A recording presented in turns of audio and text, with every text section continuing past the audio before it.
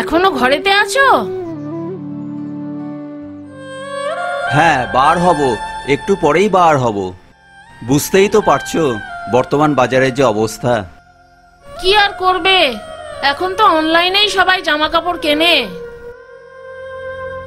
ওসব কথা ভেবে আর কি হবে, অনলাইনে ভ্যারাইটিস আর সেখানে দামও কম।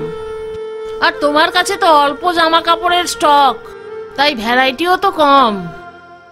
খরিদ্দারের পছন্দ হচ্ছে না, তাই মাল বিক্রি হচ্ছে না। তুমি বেরিয়ে পড়ো। যতই অনলাইন আসুক, তারা কিন্তু কাপড়ের রঙের গ্যারান্টি দেয় না। আমি প্রদীপ দাস বলছি, আমি রঙের গ্যারান্টি দিই।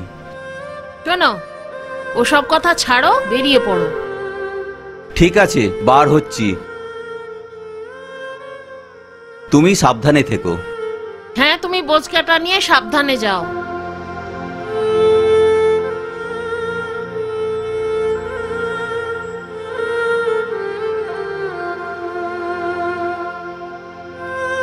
আচ্ছা শোনো, ঘরেতে না সবজিপাতি কিছু নেই। আমায় 50টা টাকা দিয়ে গেলে আমি আলু আর ডিম নিয়ে এসে রান্না করে রাখতাম। আমার কাছে তো 50টি টাকাই আছে, যে টাকা নিয়ে গাড়ি ভাড়া করে আমাকে সারাদিন ঘুরতে হবে। তোমাকে দিলে আমাকে হেঁটেই যেতে হবে। তাহলে কি রান্না হবে না দুপুরে? না না, তোমাকে না খেয়ে থাকতে হবে না। এই নাও, ধরো 50 টাকা। আমি বার হচ্ছি, দেখি যদি দু একটা কাপড় টাপড় বিক্রি করতে পারি। সেই টাকা দিয়ে গাড়ি ভাড়া করে চলে যাব। আমি আসছি গো, সাবধানে থেকো। কম দামে জামা কাপড় বিক্রি হচ্ছে, লাগলে বলুন। আমার কাছে কাপড়ের রঙের গ্যারান্টি আছে গো। অনলাইনে ঠকতে পারেন, আমার কাছে ঠকবেন না গো। উফ উফ, কি প্রচন্ড যন্ত্রণা করছে গো। এখন কি করি? একটা ফোন করি।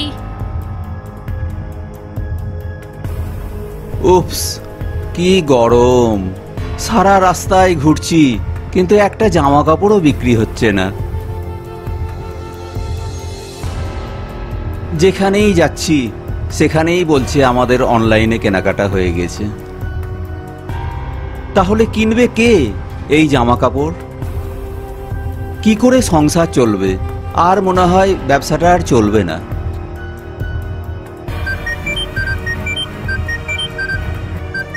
আবার ফোন আসলো, দেখি কে ফোন করেছে। রিনা, বলো। হ্যালো। বলো রিনা। আচ্ছা শোনো, কলতলাতে পড়ে গিয়ে না আমার পাটা মচকে গেছে। হ্যাঁ, কি করে হলো?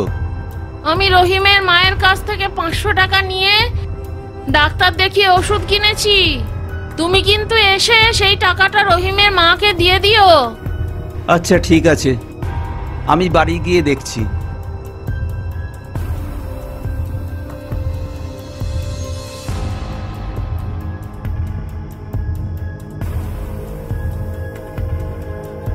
এখন 500 টাকা জোগাড় করব কিভাবে?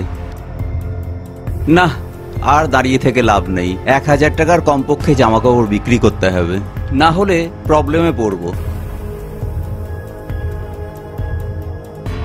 অনলাইনে কেনাকাটা যেভাবে বেড়েছে, তাতে আর ব্যবসা করা যাবে না। যাই দেখি। কম দামে জামা কাপড় লাগবে গো, আমার কাছে কম দামে জামা কাপড় পাওয়া যাচ্ছে গো। কম দামে শাড়ি জামা কাপড় পাবে গো।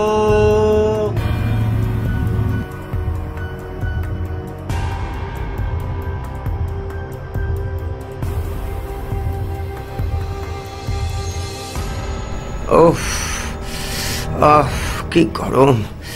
দরজা খোলা, ও গেল কোথায়? রিনা, ও রিনা, ও গেল কোথায়? কে? রিনা, আমি এসেছি মা। বাবা, এসেছো? আয়।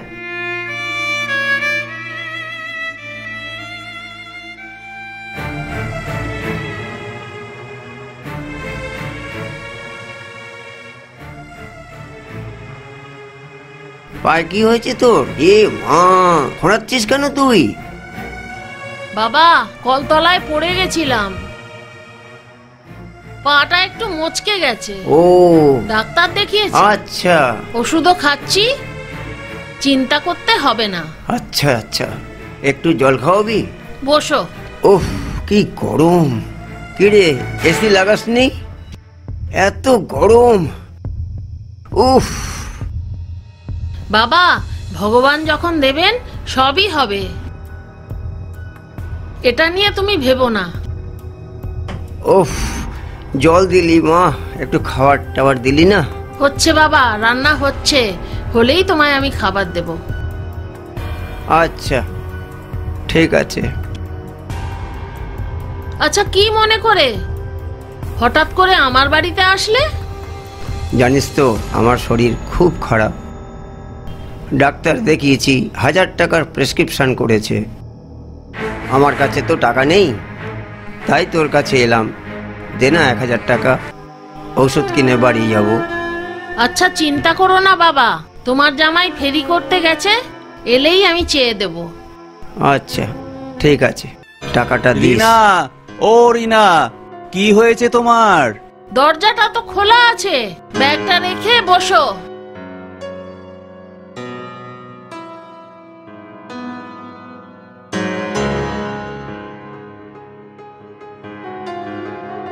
পা ঠিক আছে, টেনশন নেওয়ার দরকার নেই, ওষুধ খেয়েছি, ঠিক হয়ে যাবে। ওই দেখো, বাবা এসেছে।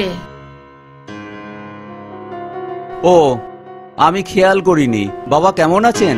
ভালো আছি বাবা, তুমি কেমন আছো? ওই একরকম, বুঝতেই তো পারছেন বাজারের অবস্থা।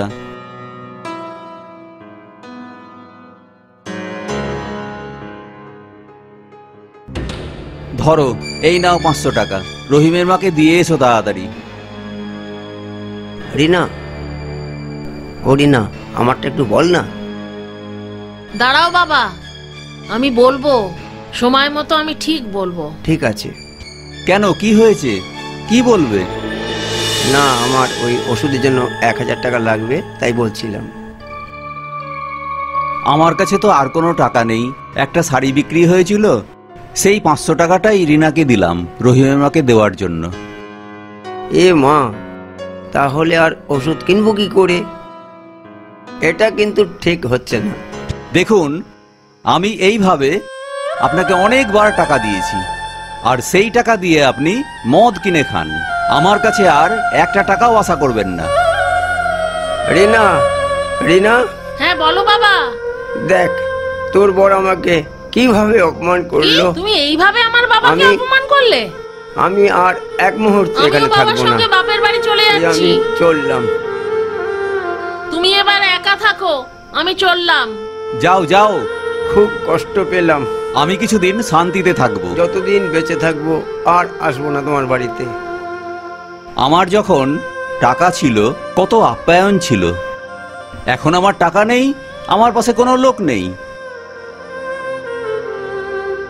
কত কষ্ট করে ছেলেটাকে লেখাপড়া শিখালাম, তার চাকরির জন্য ঘুষের টাকা দিলাম, আর সে কিনা বিয়ে করে বউয়ের হাত ধরে শ্বশুর বাড়ি চলে গেল। আজকে আমি কত কষ্ট করে ফেরি করছি, আমার জীবনে একটুও শান্তি এলো না। হে ভগবান, এত কষ্ট আমার কপালে লেখা ছিল, হে ভগবান।